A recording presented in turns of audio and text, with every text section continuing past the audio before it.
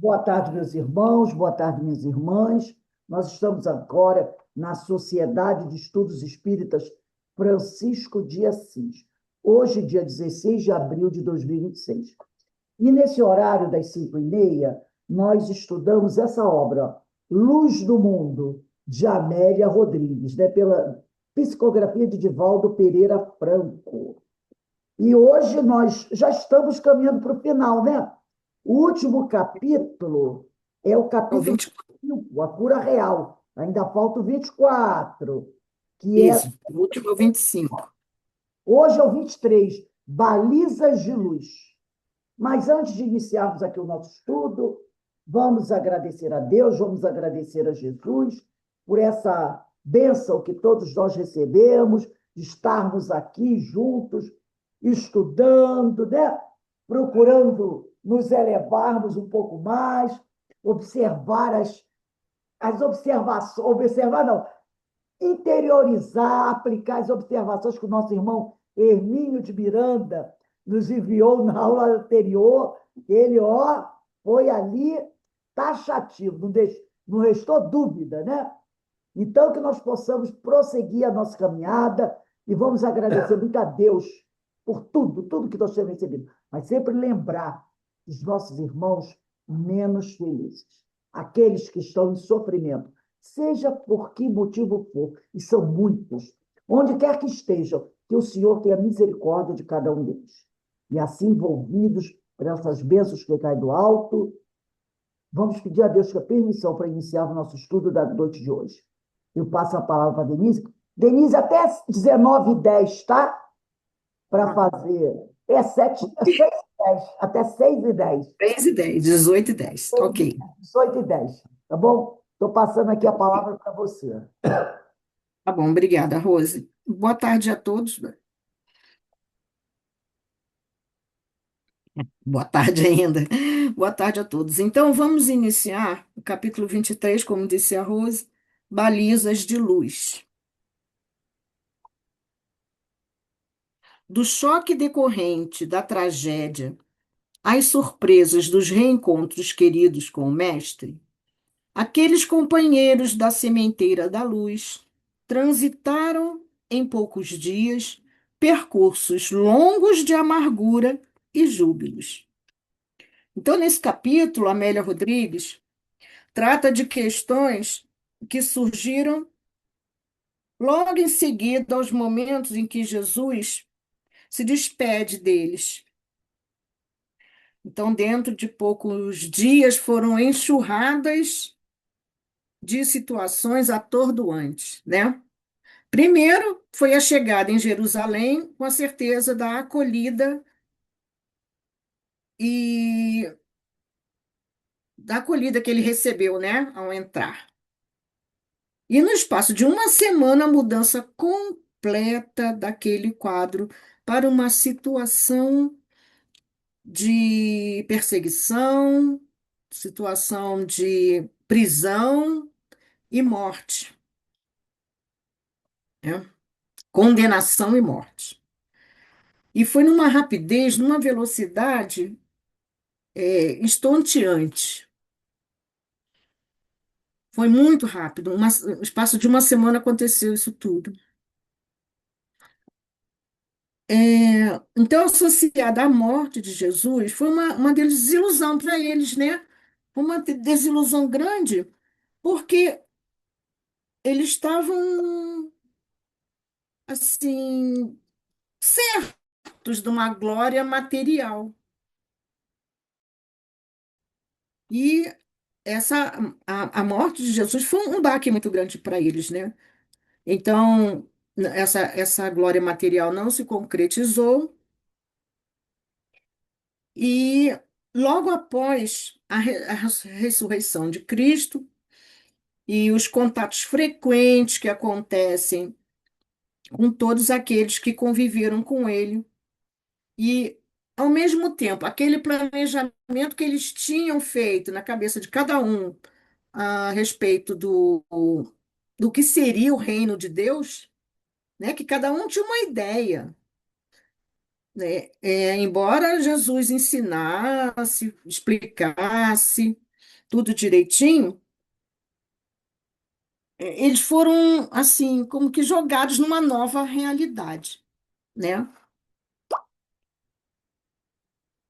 E por causa desse conjunto de emoções, gente, eu não estou enxergando nada de dessas vivências, dessas experiências que eles tiveram nesse curto espaço de tempo, que a Amélia Rodrigues fala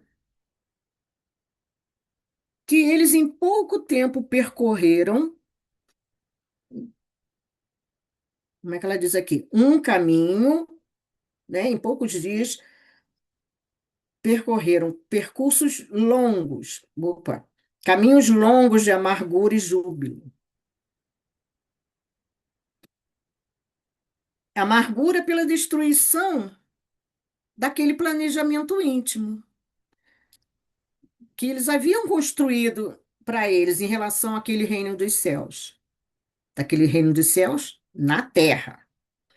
E júbilos ao dar-se conta de uma realidade que era muito maior, de uma grandeza é, quase ininteligível para eles, né? Para as condições que eles tinham naquela época. Desculpa, gente.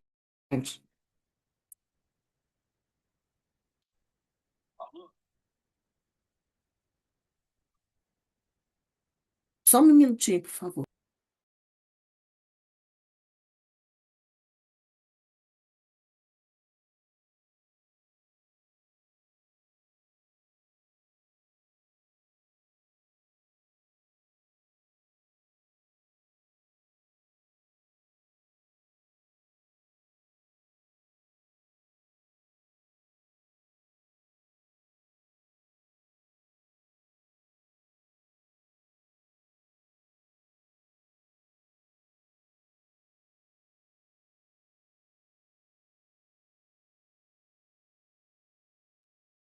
Me perdoem. É uma coisa que eu estava esperando e ele chegou agora. O dia inteiro esperando. O rapaz chegou agora. Assim que acontece, bem no meio. Então vamos voltar lá. Então, essa ideia que eles construíram para si próprios, do reino dos céus na terra, foi assim, caiu, né? Essa ideia foi destruída, porque eles não têm a noção correta do que era. Não tinham. Apesar de Jesus, o tempo todo que conviveu com eles, falar, demonstrar, ensinar, explicar, ainda não tinham compreendido, né? Essa consciência vai a- se, se realizar, vai desadormecer, vamos dizer assim, mais tarde, né? Vai se concretizar mais tarde. Então, vamos continuar no texto. Sentiam-se desarmados para prosseguir na tarefa e não compreendiam, com quanto desejassem, a extensão do reino que o Mestre viera implantar na terra. Essa consciência do que era esse reino de Deus foi assim lentamente sendo construída neles e de repente eles foram jogados no meio dessa realidade, né? Era natural que se sentissem atormentados. Era natural, porque foi assim um baque muito grande para eles, né? Embora Jesus tenha avisado, mas eles tinham a certeza de que ele de alguma forma ia dar um jeito, né? E não foi o que aconteceu. Ele ficou bem tranquilo, bem aceitou. Acostumados à estreiteza dos conceitos e às limitações geográficas do solo em que nasceram e viviam, não podiam penetrar na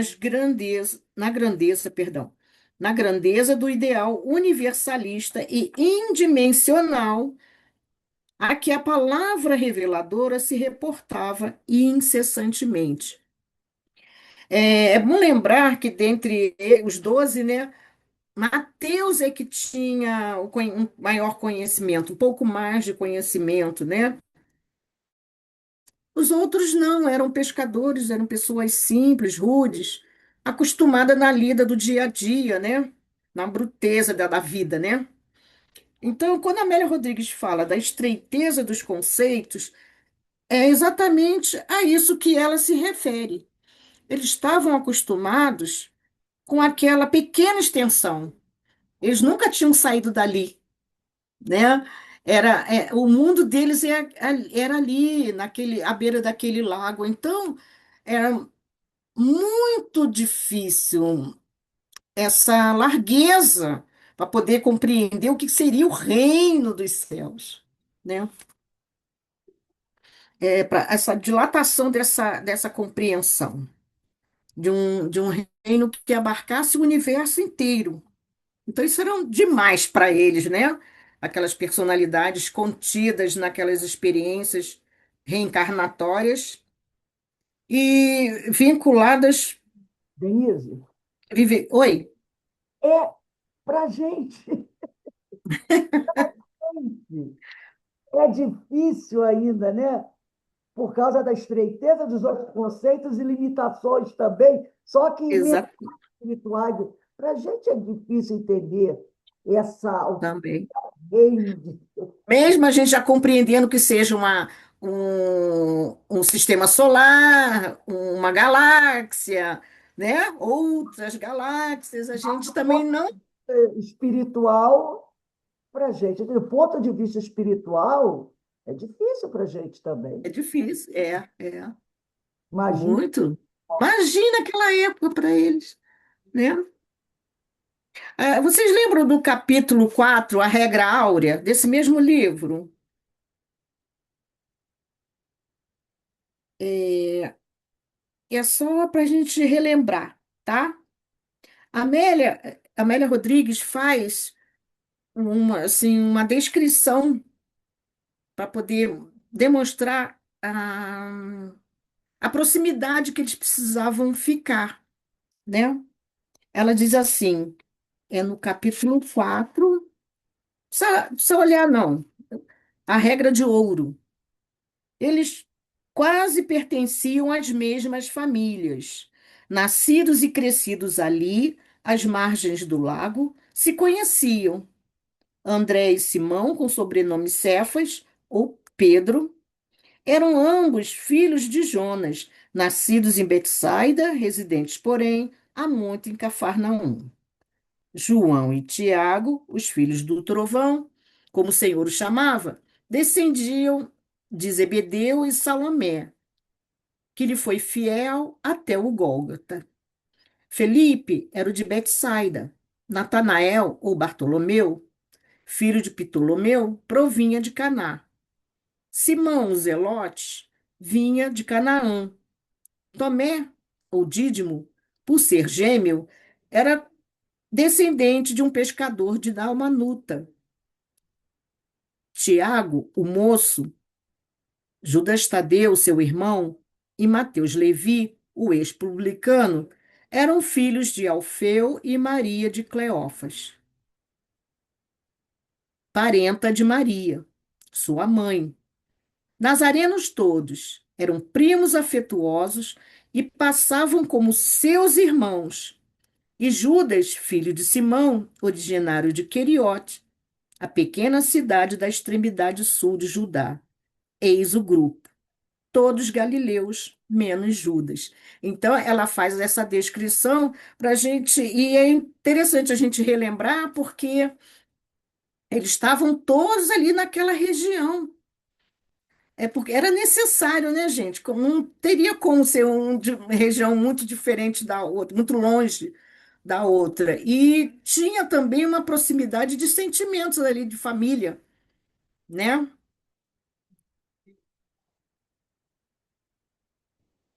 É, a prisão.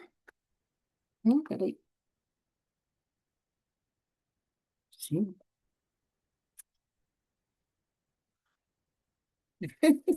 Eu passei de página demais.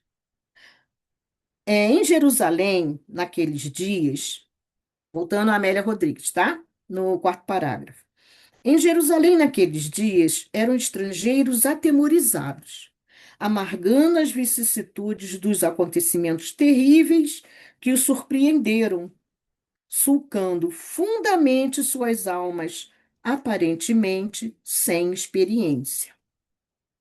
Jesus fora-lhes um amigo divino, é verdade, mas acima de tudo tornara-se o celeste condutor das suas vidas. Então é interessante, né? Eles foram amigos de Jesus. Eles conviveram com ele, né? Então acho que o laço era assim, muito maior, né? Além desses. E Jesus era como que um pastor mesmo, né? Que com a sua voz doce, sua voz meiga, eles estavam já acostumados a isso.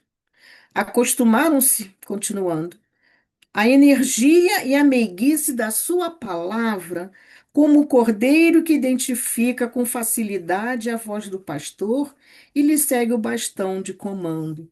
Então, estavam muito acostumados com aquela meiguice, mas com a energia que ele tinha, né? A gente não consegue imaginar, né? Como é que uma pessoa pode ser meiga e enérgica ao mesmo tempo? Para a gente é difícil ser assim, né? Mas Jesus era.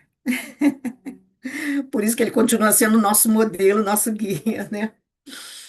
Essa meiguice com uma certa, não austeridade, não, mas uma energia, né? Mas para poder, tanto que ele chamava Pedro, várias vezes ele chamava Pedro a atenção, né? E Pedro aceitava legal, numa boa, né? Refletia direitinho. Vamos continuar. Chamados à realidade da fé e ao compromisso assumido pelas irretorquíveis demonstrações de amor do companheiro, né, com letra maiúscula aí a Jesus, que retornara do além-túmulo para conviver ao lado deles reiteradas vezes, passaram a experimentar diversa robustez de ânimo e até então desconhecida determinação espiritual. Então, a prisão e a morte de Jesus trouxe para eles um enorme sofrimento, né? Mas a dor alavanca o amadurecimento. E as diversas convivências após a sua ressurreição dava a eles essa injeção de ânimo, né? Essa robustez, como ela diz aqui.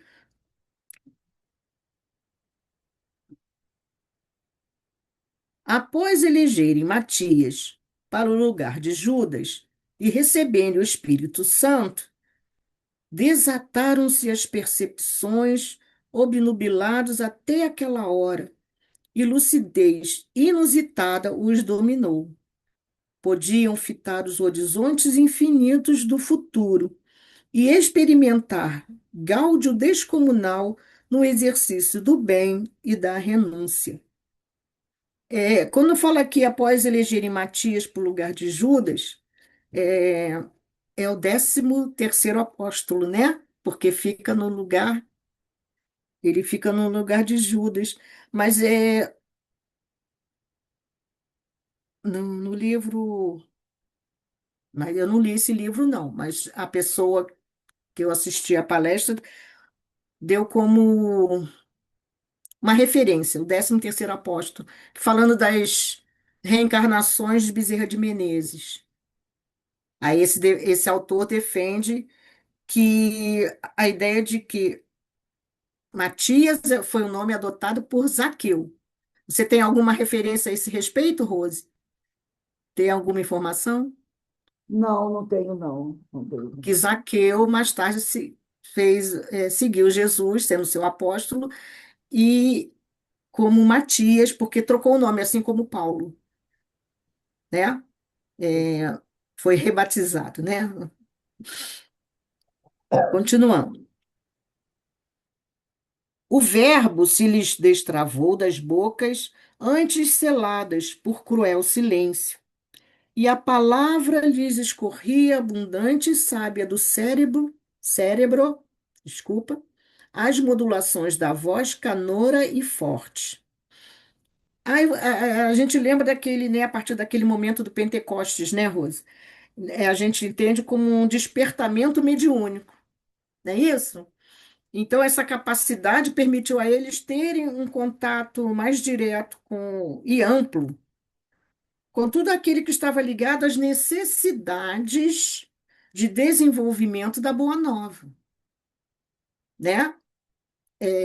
Não foi imposto a eles, eles receberam isso como um auxílio, né? Aí a gente lembra fala assim, antes eles não tinham essa mediunidade. A gente lembra que poucas vezes foi descrito, né? Algo sobre mediunidade, ou, contato com os espíritos. A gente lembra de quando Jesus teve contato perdão, teve contato esqueci, Elias e Abraão, né? Não é isso? Não. Ah, lá no monte, né? Isso, no monte, isso. Que Esse é eles Moisés, viram Moisés, Moisés, Moisés e Elias. Elias e Moisés, isso. Foi Às vezes eu confundo. foi uma consolidação da mediunidade dele, porque eles tinham a mediunidade, né? Mas naquele momento Uhum. a mediunidade se consolidou, se aprimorou, que aí passaram a falar em línguas, né? Toda aquela Isso, o lá interessante no Pentecostes. dele no Pentecostes. Mas a gente lembra também que Pedro, quando foi perguntado, quando Jesus perguntou, eu acho que está aí, Mateus capítulo 16, versículos de 13 a 17. Simão Pedro fala sobre Jesus, né? E anuncia que ele é o Filho de Deus, que ele é o Messias, não é isso? Aí, esqueci de abrir a Bíblia. Está lá na Bíblia, eu guardei novamente. E Jesus disse que ele tinha sido inspirado pelas vozes do céu, né? Mais ou menos assim, do jeito do que eu consigo descrever. É, então, ele teve a mediunidade ali, foi uma inspiração, né? Que ele teve, era uma mediunidade. E logo após, mais um tempo depois, quando ele fala, elogia, aquela parte de Mateus também, lembra? Aquela manifestação que ele teve, aquele episódio que ele ficou invigilante e permitiu que espíritos inferiores se manifestassem. E Jesus até chama a atenção dele, né? Fala, afasta-se de mim, Satanás, né? Porque ele foi em Mateus 16, 21 a 23. Então, é no mesmo capítulo 16 de Mateus. O que eu me lembre, o que eu tenho estudado também, assim, falando sobre mediunidade, foi só essas duas vezes, né? Eu não sei. Não, não foi só essas duas vezes. Poucas vezes foram descritas. Continuando. Teriam que redobrar o esforço para o serviço começante. Continua Mary. Embora tudo estivesse ainda por fazer, contavam com a inspiração do mestre e o socorro dos seus embaixadores, exatamente os espíritos superiores que vinham os auxiliar, né? Que incessantemente os visitavam, revigorando-os e esclarecendo-os. Então ela falou, ó, incessantemente, né?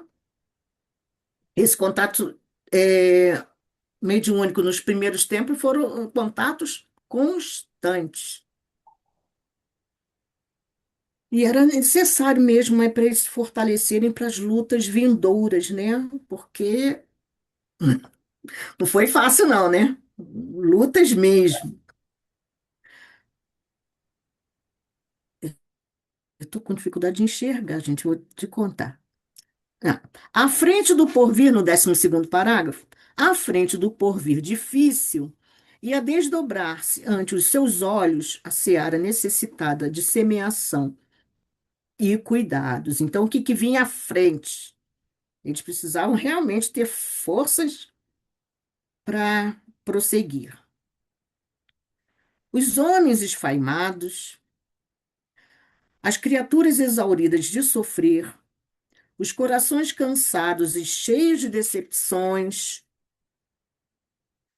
eis o barro que teriam de movimentar para transformar em ânfora capaz de reter o elixir divino, conservando puras as suas excelentes qualidades. Então, o trabalho, eles precisavam de bastante força para realizar esse trabalho, que era um trabalho difícil.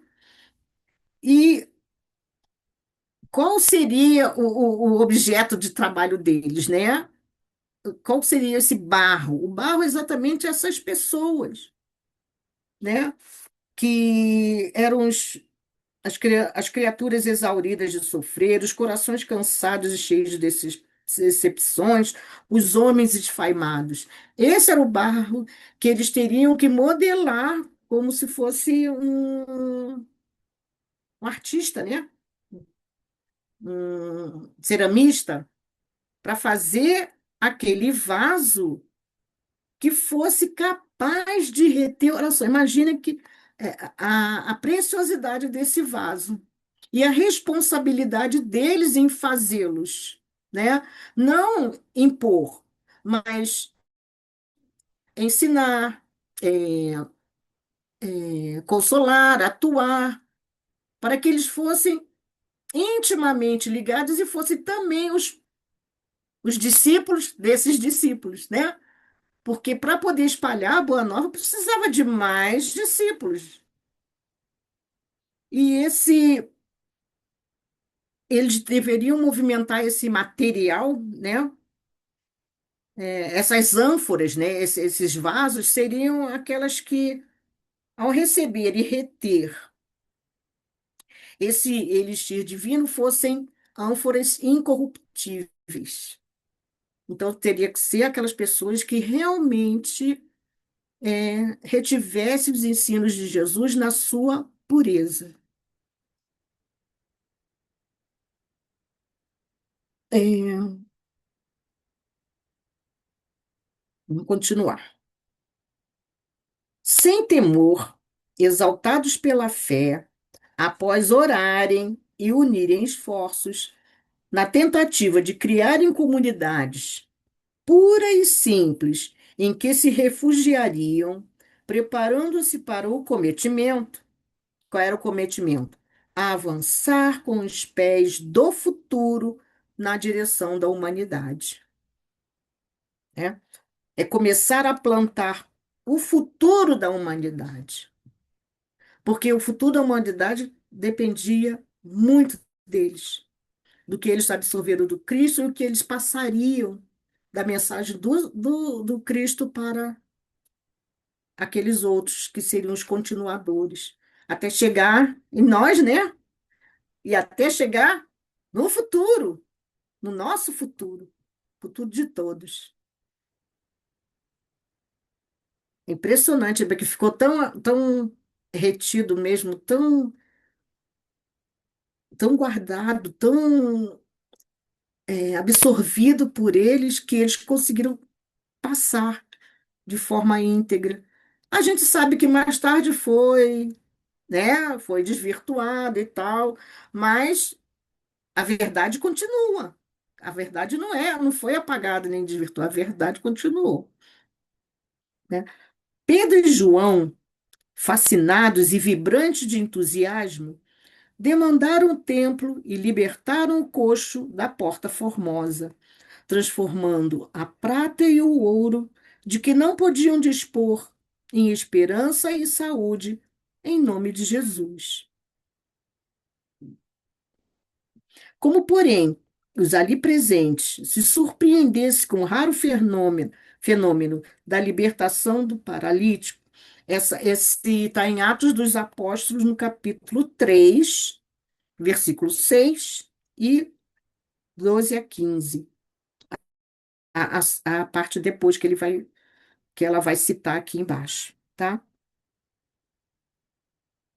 É, é aquela passagem em que ele fala, Pedro fala assim, não temos ouro nem prata para lhe dar, mas tudo que eu tenho lhe dou. É isso? E ele, com a sua força, hum, claro que é secundada por Jesus, ele ajuda esse irmão a se desfazer da paralisia, né? Aí todo mundo ficou assombrado. Vamos lá, continuando. Como, porém, ali os presentes se surpreendessem com o raro fenômeno da liberdade, da libertação do paralítico, das amarras constringentes que o infelicitavam a longo período, o velho pescador proferiu ante o assombro geral comovente discurso de exaltação ao Senhor da vida. Israelitas, por que vos maravilhais deste homem? Ou por que fitais os olhos em nós, como se por nosso poder ou piedade o tivéssemos feito andar? O Deus de Abraão, de Isaque e Jacó, o Deus de nossos pais, glorificou a seu servo Jesus, a quem entregastes e negastes perante Pilatos. Quando este havia resolvido soltá-lo, desculpa, a quem entregastes e negaste perante Pilatos, quando este havia resolvido soltá-lo. Negastes o santo e justo, pedindo que se vos desse um homicida. Aí ele está fazendo referência a. Ih, esqueci o nome dele. O ladrão, né, que foi solto no lugar dele. Né? Mataste o autor da vida, Barrabás. Barrabás, isso, obrigado. Mataste o autor da vida, a quem Deus ressuscitou dentre os mortos, do que somos testemunhas, né? Então, e essa parte está no capítulo 3 também, do 12 a 15, em Atos dos Apóstolos. A palavra emocionada e musical penetrava as almas em expectação. O recém-curado chorava e ria, e os apontava como responsáveis pelo retorno da sua saúde claudicante. Nada fizemos, modulou Simão, que se agigantava na multidão, nimbado de desconhecida luz. Filho Jesus, arrependei-vos do mal e encetai, desde agora, vida nova. Despertai. A sua palavra, cheia de vibração e elevada pela emotividade, cindia a acústica fechada das almas, irrigando de esperanças os canais ressequidos das consciências entenebrecidas, despertando-as para os primeiros embates da mensagem. Chocados pela coragem dos estranhos, sacerdotes e policiais, temerosos, prenderam-nos em atitude arbitrária, como se, limitando os seus movimentos, pudessem silenciar-lhes a palavra soprada pela verdade. Então, a gente vai parar por aqui, que já se aproxima do horário. Rapidinho, no instante passa, né? E a gente é bom a gente reparar que essa mensagem ainda é repetida para a gente até hoje. O que a mensagem diz? Arrependei-vos do mal e enceitai. Desde agora uma vida nova, despertai. A mensagem está sempre repetida pelos irmãos que nos trazem, né, frequentemente as suas palavras, que a gente deve despertar. É por isso que a gente tem esse contato hoje em dia mais repetidamente, né, mais frequente dessas é, dessas mensagens dos nossos irmãos queridos desencarnados que vêm nos trazer e pelos livros que também foram trazidos, né, pelas mãos de tantos médiuns escreventes, psicógrafos, né, para nos auxiliar. Então, são muitos irmãos a nos trazerem essa mensagem. Despertai. Até hoje a gente ainda escuta. Despertai. Muda, melhora, né? Então, a gente vai dar uma paradinha aqui. Na próxima semana é 20, 23. A gente continua no parágrafo 21 que diz assim: 1000 vezes o fato se repetirá. E realmente se repetiu, né? Ainda repete. Vamos agradecer ao nosso Pai Celestial pela oportunidade de reflexão nesses estudos, trazida por essa irmã, Amélia Rodrigues, que tanto nos auxilia em nossa caminhada. Obrigado, Jesus, obrigado, Pai querido, por tudo que temos. Que assim seja, seja feita a sua vontade. Graças a Deus. Graças a Deus. Bem, meus irmãos, vamos encerrando aqui o nosso estudo. Daqui a pouco a gente retorna para a nossa palestra pública. Denise, se chegar o Jair Ricardo da Veiga, ele é do Centro Espírita Leão Denis. Você faz a sala para ele aí, tá? Um beijo no coração de todos, que o Senhor continue a nos abençoar sempre.